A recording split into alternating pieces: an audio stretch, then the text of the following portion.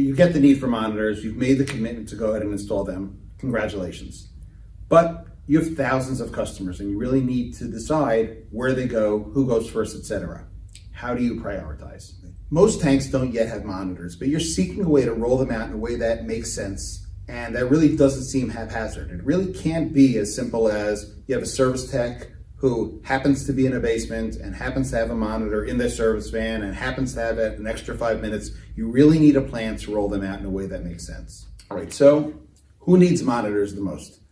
There are a lot of different answers. None is right, none is wrong, but let's look at a couple of them. First of all, you're gonna take a look and you're gonna say, well, if I had a run out in the past, that's someone that just I'm making a bad choice of guessing when they're gonna have a delivery. So certainly runouts, that makes sense. Well, how about that almost run out? You're planning on delivering 175, 180 gallons. You show up into a 275 tank and you deliver 240 gallons. You almost had a run out. How about that person? Well, how about the customers with the small deliveries? This is by far the most popular approach. People will take the information from the back office system and say, who gets small deliveries? Who are the smallest ones? Maybe I should deliver to them. Well, there's another one. Here's the obvious one. New customers. You have no clue what they're going to use. They are the most uncertain in your life. How about them? Do they get them? Well, maybe all of your customers need it. What we wanted to do today is to introduce a way, it's a new concept. And the idea is going to be not to pick and choose and try to decide and work off of your gut feeling. We want to find a process, and the process will be based upon a simple premise. And that premise is, which customers do you have that when you dispatch and when you go to their homes to make a delivery, do you have the least amount of certainty in the size that delivery is going to be? The good news is you have all of the information that you need to make all of those decisions.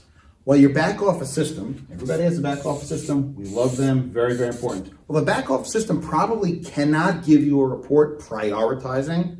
It does have all the information. That's what they do. They collect all of this data, they have it, it's all in there. It's just waiting for you to go out and get it. All right, so let's consider one of the most popular approaches, the idea that let's identify the small customers, where, other than maybe, let's say at average annually, let's say 5% of your customers are new. Those absolutely day one have to get monitors. But the other 95%, what do? You're gonna search for the small customers, which makes sense because you're gonna be targeting 175, 180 gallon deliveries into a 275 gallon heating oil tank, for example, or you might be targeting 275, 300, 320 gallons into a 500 gallon propane tank. Either way, you're gonna measure those small users and you're gonna say, well, I'm targeting 175. Let me find people that are doing, 135, 140 gallon, 145 gallons, something smaller. So it can be simple as going to your people or looking up through your data and saying, tell me who delivers, tell me who's average less than 140 gallons. Let me see if I can figure that out. So it makes sense, but I want to actually show you an example. So this is actually from a client that had a newish customer, and these are the deliveries over a 2-year period of time. Got 135 gallons. The next delivery was 140. The next was actually a little more than 145. Then there was a 150. I think there was a 130 in there also. And these are the 5 deliveries. So when you add these all up, it happens to be that the average is 140 gallons. This is an account that you would most likely look to put a monitor on. They're averaging 140 gallons. You want to deliver 175 or 180 gallons. No brainer, right? The thing is, when you look at this account might be doing exactly what it's supposed to be. The back office might be doing exactly what they're supposed to do. You start off nice and conservative. It's a new customer. After the first delivery, you make a little bit bigger delivery. What's happening here? The back office system is learning. The K factor is getting smarter. It's getting better. By the time you get to this 5th delivery, maybe you're doing okay. Yes, they only got 140 gallons on average over these 5 deliveries, but is this bad? Well, by your criteria of it's a small delivery, this is someone you'd want to put a tank monitor on. But maybe it's not so unpredictable. You also might have a long-term customer, and we see this very, very often. You're looking for these outliers. You're looking for who needs a tank monitor. So we've identified the new accounts. We've identified maybe this guy with the 140 gallon average, But if you took a look and you saw someone that was averaging 165, 175, 185 gallons, you wouldn't bat an eye. You would just move on past them. But I want to show you something that we saw and we see very, very often. I have some numbers here. So here's a longer tenured customer.